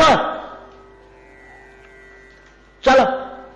ସକାଳ ପ୍ରଥମ ଅବସ୍ଥା ଚାଲିଲେ, ବିଦ୍ୟାପତି ପଛରେ ପଛରେ ଯାଉଛନ୍ତି, ଆଗରେ ଆଗରେ ବିଶ୍ୱାବସୁ ଯାଉଛି। ସେ ପାହାଡ ଉପରକୁ ଆଜ୍ଞା କୁଆଡୁ ବାଟ ନାହିଁ। ଜଣେ ଲୋକ ସେ ଭିତରକୁ ଯଦି ଚଢିବାକୁ ଚାହିଁବ, ସେ ପର୍ବତ ଉପରକୁ, କୁଆଡେ ତାର ପଥ ନାହିଁ, ଯାଇପାରିବନି ତା ଉପରକୁ। ସେ ଉପରକୁ ପଥ କେମିତି ବିଶ୍ୱାବସୁ ଯାଏ, କୋଉଠି ଗୋଟେ ଗଛ ଡାଳ ଅଛି ସେ ଟେକ୍ନିକ୍ ଜାଣିଛି ଏଇ ଡାଳଟାକୁ ଧରିକିରି ଏଠି ଉହଟିକିରି ଉହୁଙ୍କି ପଡ଼ିଲେ ସେ ଉପରକୁ ପଳେଇ ଯାଇ ହବ, ନହେଲେ ସେଠି ଅଟିକିଲା। ସେଇ ଡାଳଟାକୁ ହିଁ ଧରିଲେ ସେଠି ସମ୍ଭବ ହବ। କୋଉଠି ଗୋଟେ ଖସଡ଼ା ଜିନିଷ ଅଛି, ସେଠି ଏଡ଼ିକି କଣାଟିଏ ଅଛି, ସେଠି ଆଙ୍ଗୁଠି ଟିପ ଲଗେଇ ଉପରକୁ ଉଠି ଯିବାକୁ ହବ, ନହେଲେ ଆଉ ଉପରକୁ ଯିବାର କୌଣସି ବାଟ ନାହିଁ। ଏମିତିକା କୋଉଠି କଣ ତାର ରହିଛି ସବୁ ସେ ଜାଣେ। ସେଇ ବାଟରେ ବ୍ରାହ୍ମଣକୁ ଘୋଷାଡ଼ି ଘୋଷାଡ଼ି ଘୋଷାଡ଼ି ଘୋଷାଡ଼ି ବଡ଼ କଷ୍ଟରେ ସେଠିକି ନେଲା। ଯାହା ହେଲା ବିଦ୍ୟାପତି ଗଲେ, କି ଦର୍ଶନ କଲେ, କି କୃତାର୍ଥ ହେଲେ, ଯାହା ହେଲେ ଫେରି ଆସିଲେ। ଯେତେବେଳେ ଫେରି ଆସିଲା ବେଳକୁ ହଉଛି ସନ୍ଧ୍ୟା। ଆସି ପହଞ୍ଚି ସନ୍ଧ୍ୟା ସୁଦ୍ଧା ଆସିକିରି ପହଞ୍ଚିଲେ ପୁଣି ପଲ୍ଲୀରେ। ମହାପ୍ରଭୁ କଣ ଭୋଜନ କରିବେ ନା ତମେ ଯାହା ଦେବ ତା ଭୋଜନ କରିବେ। ସେ ଜାଗାକୁ ଯାଇକି ପହଞ୍ଚିଗଲା ପରେ ସେ ଦେଖିଦେଲେ ଯାହା ତାଙ୍କର ଅନୁଭବ ହେଲା, ବିଦ୍ୱାନ ଲୋକଟା ତ, ଏଠି ପବିତ୍ର ଅପବିତ୍ର କିଛି ନାହିଁ, ଏଠି ଫଳ ଅନ୍ନ ବୋଲି କିଛି ବି ନାହିଁ, ଏଗୁଡ଼ା ସବୁ ଚିନ୍ମୟ। ଏଇ ଅନୁଭୂତ ଆପଣ ଯାହା ଦେବେ ତା ଭୋଜନ କରିବେ। ଠିକ ଅଛି। ଘର ଭିତରକୁ ଗଲା, ବଣରୁ ବଡ଼ ବଡ଼ ପତ୍ର ତୋଳି ଆଣିଲା, ତାକୁ ଧୁଆ ଧୋଇ କରିଦେଲା, ଥୋଇଦେଲା। ବେଳେ ମୁଁ ପ୍ରସାଦ ଦେବି ଆଜ୍ଞା, ମୋ ପାଖରେ ଯାହା ଅଛି ଘରେ ମୁଁ ତା ଦେବି, ଖାଆନ୍ତୁ। ପତ୍ର ପକେଇଦେଲା, ପତ୍ର ଠୋଲାରେ ପାଣି ଭର୍ତ୍ତି କରି ଥୋଇଦେଲା, ପିଇବା ପାଇଁକି। ଗୋଡ଼ ହାତ ଧୋଇଲେ ବିଦ୍ୟାପତି, ଆଚମନ କରିକି ଭୋଜନ କରିବାକୁ ବସିଲେ। ପତ୍ରରେ ପରଷିଦେଲା। ଯେ ବିଦ୍ୟାପତି କହିଲେ କଣ ହେଲା? ଇନ୍ଦ୍ରଦୁମ୍ନ ରାଜା ପୃଥିବୀର ଚକ୍ରବର୍ତ୍ତୀ, ସମୟ ସମୟେ ମୋ ଭାଇ ତାଙ୍କର ଗୁରୁ, ମୋ ବଡ଼ ଭାଇ ତାଙ୍କର ଗୁରୁ ପୁରୋହିତ, ଅନେକ ସମୟରେ ଇନ୍ଦ୍ରଦୁମ୍ନ ରାଜା ଆମକୁ ଡାକିକିରି ଭୋଜନ ଦେବେ। ଗୁରୁଦେବଙ୍କୁ, ଭକ୍ତିମାନ ରାଜାଟା ତ, ଗୁରୁଦେବଙ୍କୁ ଦେଲାବେଳେ ମତେ ବି ସାଥିରେ ନେଇଥାନ୍ତି ବ୍ରାହ୍ମଣ ଭୋଜନରେ। ଏବଂ ଏପରି ଅପୂର୍ବ ପଦାର୍ଥ ତୃପ୍ତି କରିବା ପାଇଁ ବ୍ରାହ୍ମଣ ମାନଙ୍କୁ, ଗୁରୁଦେବଙ୍କୁ, ବ୍ରାହ୍ମଣ ମାନଙ୍କୁ ପରିବେଷଣ କରନ୍ତି। ଯେହେତୁ ରାଜା ଜୀବନ ସାରା ମୁଁ ସେଠି ଭୋଜନ କରି ଆସିଛି, ଏ ପଦାର୍ଥ ତ ମୁଁ ସେଠି ପାଇନି।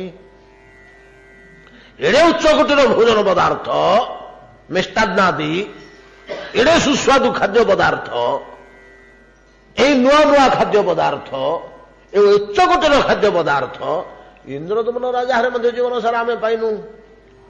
ପେଟୁଟିଏ ଭୋଜନ କଲେ, ଭୋଜନ କରିକି କହିଲେ, ବୋଇଲେ କି ବିଶ୍ୱାବସୁ ଅର୍ଦ୍ଧ ଭୋଜନରେ ବସିଛନ୍ତି। ପଚାରିଲେ, ଗୋଟେ କଥା ପଚାରିବି, କହିବ? ନା ଆଜ୍ଞା, ଆପଣ ଗୋସାଇ ମହାପ୍ରଭୁ ମାମୁଣ୍ଡେ, ଆପଣଙ୍କୁ ଠାକୁର ଦେଖେଇଲି ଯୋଉଟା ମୋର ଜୀବନ ସର୍ବସ୍ୱ, ଆଉ ଆପଣଙ୍କୁ ଲୁଚେଇବାର କଣ ଅଛି? ଲୁଚେଇବା ଜିନିଷ ତ ଦେଖେଇଦେଲି, ମୁଁ ଆପଣଙ୍କ ଆଗରେ ମିଛ କହିବି ଆଜ୍ଞା? ନା ହଇଏ ଅରଣ୍ୟ ଭିତରେ ଯୋଉଠି 200 କି 150 କିଲୋମିଟର ବଣ ଭିତରୁ ପଦାକୁ ବାହାରିଲେ ତମେ ଡିଆସିଲ ଟେ କି କେରୋସିନ ଟିକେ କି ଅଟା ଦିଟା କି ଚିନି ଟିକେ କି ମିଶ୍ରି ଖଣ୍ଡେ କି ଚାଉଳ ମୁଠେ ପାଇବ। ନିଘଞ୍ଚ ଅରଣ୍ୟ ଭିତରେ ଅରଣ୍ୟଜାତ ପଦାର୍ଥ ମିଳିବ। ବିଭିନ୍ନ ପ୍ରକାର ଫଳମୂଳ, କନ୍ଦ, ଶାକ, ଅଙ୍କୁର, ଏ ଜିନିଷ ଏଠି ଅରଣ୍ୟ ଭିତରେ ମିଳିବ। ଆଉ ମହାରାଜ ରାଜେଶ୍ୱରଙ୍କର ଭଣ୍ଡାରରେ ଥିବା ଅପୂର୍ବ ମିଷ୍ଟାନ୍ନ, ଅପୂର୍ବ ପଦାର୍ଥ କୋଉଠୁ ପାଇଲ ତମେ? ତଟକା ଗୁଡାକ ତ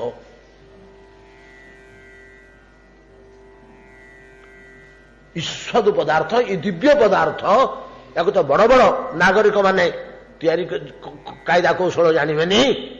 ଏଇ ଯୋଉ ଲଡୁ ପେଡା ପଢୁଛି ତୁମେ ମତେ ଦେଇଛ ଖାଇବାକୁ, ଟିକେ ବିଶ୍ୱାସ ହସିଦେଲା। କହିଲେ କି ଆଜ୍ଞା ଗୋଟେ କଥା କହିବି, ସତ କରିବେ ନା ମୋ କଥାକୁ? ମତେ କେତେ ବୟସ ହେଇଥିବ ଆପଣ କହିଲେ? ମୁଁ 85 ହେଇଯିବ। ଆଜ୍ଞା 10,000 ଟପିଗଲା। ସେ କହିଛି, ଆପଣ ଦେଖିବେ ଏଥର ଅଛି ସ୍କନ୍ଦ ପୁରାଣରେ। 10,000ରୁ ବେଶୀ ବୟସ ହେଇଗଲା ମୋର। ମୋ ବାପ ଯାଉଥିଲା ସେଠିକି, ତାପରେ ମୁଁ ଯାଉଛି। ମୋ ବାପ ଯିବାର ପ୍ରାୟ 10-12 ହଜାର ବର୍ଷ, 8-9 ହଜାର ବର୍ଷ ହେଇଗଲା। ମୋ ବୟସ 10,000ରୁ ଅଧିକା। ଏଇ ଖାଦ୍ୟ ଯୋଗୁଁ ମୁଁ ତୁମ ଭଳିଆ ଯୁବକ ହେଇକରି ଅଛି। ଏଇ ବସ୍ତୁ ମୁଁ ପ୍ରତିଦିନ ଆହାର କରେ 2 ବେଳା, ଆଉ ୟା ଛଡା ମୁଁ ଆଉ କିଛି ଛୁଇଁବିନି। ତୋ ରୋହିଣୀ କୁଣ୍ଡର ପାଣି 4 ଚୋଳା, ଆଉ ଏଇ ପଦାର୍ଥ। ନାଇଁ ଜିନିଷ ତମେ ପାଇଲ କୋଉଠୁ? ଯେ କୋଉଠୁ ଆସୁଛ?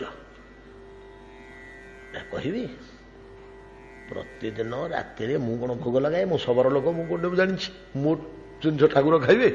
ମୁଁ ଯାଇ ଓଳାଓଳି କରିଦେଇ ସଫାସୁତୁରା କରିଦେଇ ପଳେଇ ଆସେ। ପ୍ରତିଦିନ ରାତିରେ ଦେବତାମାନେ ଆସିବେ, ମୁଁ ସେଠି ଜୈକ୍ରୀ ବସିଥିବି, ସନ୍ଧ୍ୟା ସମୟରେ ଆସିବେ। ଦେବତାମାନେ ଯେମିତି ଆସି ପହଞ୍ଚିଯିବେ ସ୍ୱର୍ଗଦ୍ୱାରରେ ଓହ୍ଲେଇକିରି ପାହାଡ଼ ଚଢ଼ିବେ ଅଦୃଶ୍ୟ ମୂର୍ତ୍ତିରେ, ତାଙ୍କ ମୂର୍ତ୍ତି ଦୁଷିବନି,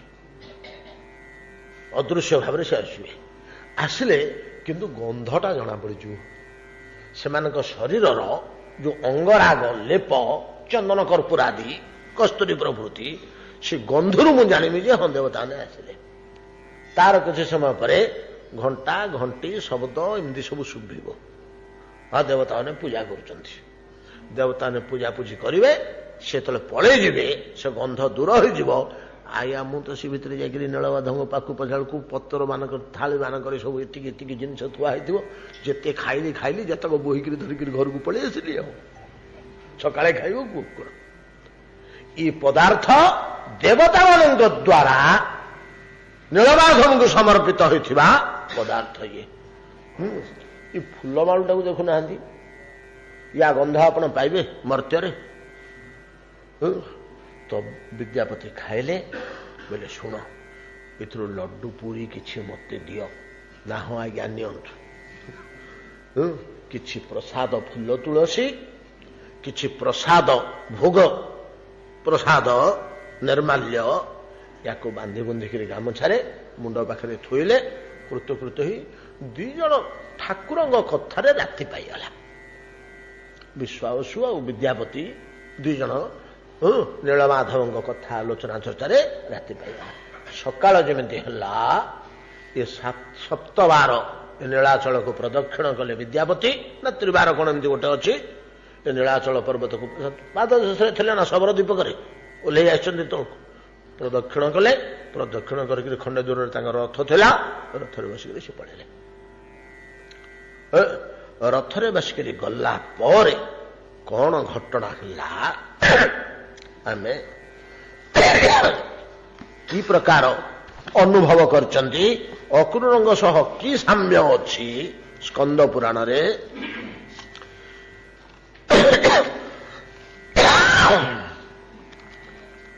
ସମୟ କେତେ ହେଲାଣି? କଣ ସମୟ ହେଇଗଲା? ଆଉ କଣ ଆରମ୍ଭ କରିବା? ନାଇଁ ନାଇଁ, ଅଧଘଣ୍ଟେ ନାଇଁ, ସମୟ ଏପଟେ ସେପଟେ କଲେ ଚଳିବନି, ଆମର ଅସୁବିଧା ଅଛି।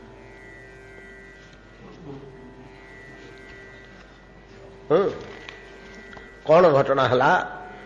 ଦୂତେରା ବେଦିତଂ ପୂର୍ବଂ ଦୂରସ୍ତସ୍ୟାଗତଂ ଦ୍ୱିଜାଃ ଶ୍ରୁତେନ୍ଦ୍ର ଦୁମ୍ନନୁ ପ୍ରତି ପ୍ରହର୍ଷଂ ପରମଂ ଯଜୌ ତଦାଗମନ କାଙ୍କ୍ଷିନ ପୂଜୟିତ୍ୱା ଜନାର୍ଦ୍ଦନଂ ବିଦ୍ୱଦ୍भिः ବ୍ରାହ୍ମଣୈ ସାର୍ଦ୍ଧଂ ତସ୍ତୌ ସଂହୃଷ୍ଟମାନସ एतस्मिन् अन्तरे विप्रसतु विद्यापतिर्द्विजाः प्राभिषेकैर्वेत्र हस्ते अर्धौबारिक पुरसरे। एठु आरंभ करी किछि बाट श्लोक वाइज गोटे गोटे श्लोक व्याख्या करी आमे आलोचना करिवा, ताकू उपभोग करिवा। अक्रूरंकर कथाटी आमे पढ़ी आसछे, गोटे महत जिनिस। मु काईकि से श्लोकटाକୁ छाड़ुनी, ସେଥିରୁ ଅନେକ ଶିକ୍ଷଣୀୟ ଜିନିଷ ଆମର ଅଛି। ତାର ସାମଞ୍ଜସ୍ୟ ଆମେ ସ୍କନ୍ଦ ପୁରାଣରେ ପାଇବା। ମୁଁ ଭାବିଥିଲି ଆଜି ୟାକୁ ସାରିବା ବୋଲି, ଯେ ଆମର କେତେବେଳେ କଥା ଯାଇଛି ମୁଁ ମଧ୍ୟ କହିପାରିବିନି, କେତେବେଳେ ଏତେ ସମୟ ହେଇଯାଇଛି। ଗୋଟେ ଘଣ୍ଟା କେତେବେଳେ ବିତିଗଲା ଜଗନ୍ନାଥଙ୍କ କଥା ଭିତରେ। ହରି କଥା ବଡ଼ ମିଠା, ଜଣା ପଡ଼ିଲାନି, ସମୟ ପଳେଇଲା। ଇଏ ଥାଉ, ଆଉ ଠାକୁର ଜଗନ୍ନାଥଙ୍କ ଇଚ୍ଛା, ଆଉ ଯେତେବେଳେ ସେ ଚାହିଁବେ ଆସନ୍ତାକାଲି ଆଲୋଚନା କରିବା। ଆଉ ଏତିକିରେ ଆଜି ଭାଗବତ ବିଶ୍ରାମ କରନ୍ତୁ। ଆମେ ସମୟ ବିଳମ୍ବ